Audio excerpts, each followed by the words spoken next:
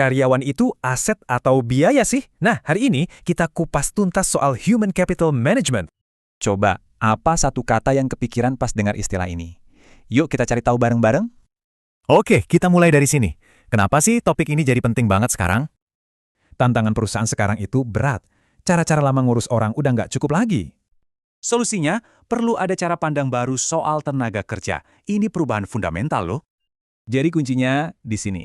Human capital itu bukan soal jumlah orangnya, tapi soal nilainya. Nah, gambar ini pas banget. Aset terpenting perusahaan itu ada di kepala para karyawannya. Sekarang kita lihat perubahan besarnya, evolusi dari HR tradisional ke HCM modern. Lihat deh bedanya di tabel ini. Mindsetnya geser, dari biaya jadi aset jangka panjang.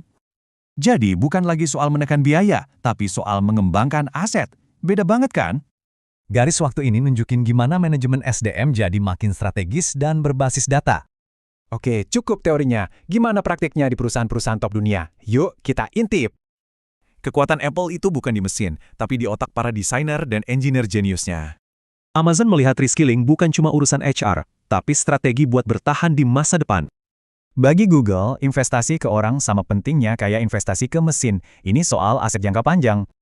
IBM udah nggak nanya berapa orang, tapi kemampuan apa yang kita punya. Fokusnya kapabilitas. Jadi apa sih benang merah dari semua contoh tadi? Yuk kita rangkum poin kuncinya. Ini nih dia evolusinya, simple banget. Dari biaya jadi investasi, lalu jadi keunggulan kompetitif. Nah sekarang, gimana dengan perusahaan Anda? Coba kita refleksikan sejenak. Coba pikirin deh, perusahaan Anda ada di tahap mana? Masih ngurus administrasi atau sudah jadi HCM strategis?